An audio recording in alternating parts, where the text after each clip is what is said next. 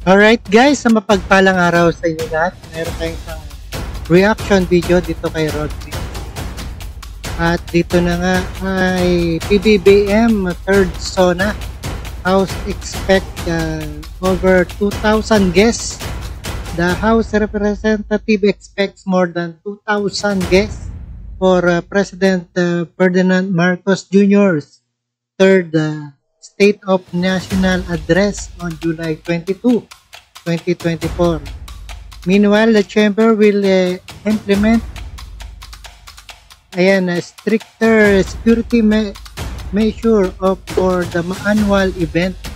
Another part to do, let's do watch guys.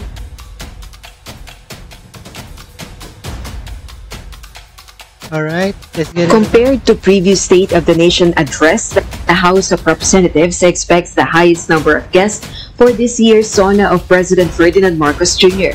According to House Secretary General Reginald Velasco, apart from the 1,800 seating capacity in the plenary of the House of Representatives, viewing rooms will also be open for additional guests.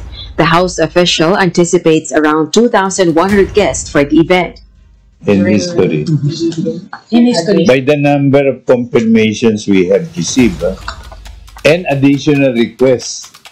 Vice President Sara Duterte has yet to confirm her attendance for the SONA. Former Vice Presidents Leni Robredo and Jeju Marbinay have already confirmed they will not be able to attend. 47 ambassadors are expected, including the Chinese ambassador to the Philippines. Similar to previous SONAs of PBBM, individuals wearing wardrobes with protest statements will not be allowed to enter the plenary. Meanwhile, the House of Representatives has allocated higher funds for SONA preparations this year. House Secretary General cited this is due to security enhancements at the Batasang Pambansa, including renovations at the north and south lobbies of the main building. The House official clarified that Camara has not received any security threats. However, due to the presence of many prominent personalities attending the SONA, stricter security measures will be implemented. We are always prepared for the worst no? Alam niyo naman, marami tayong security threats din, ano? Basta in coordination with our security agencies, PNP and the local government, this will be a no-rally zone, tong area na to, no? The House official has declined to disclose the total expenses for the SONA preparations. Of course, yung renovations na yun, it was really, the renovations have been planned a long time ago, no? Yun lang, we decided to implement it now because of this national security concerns, no? However, 20 million pesos has been allocated for the guest food. Pero sir, hindi po ba masyadong mahal yung 20 million para lang sa kata? Hindi. We have, alam mo, yung security lang natin, ilang daan na yan, di ba?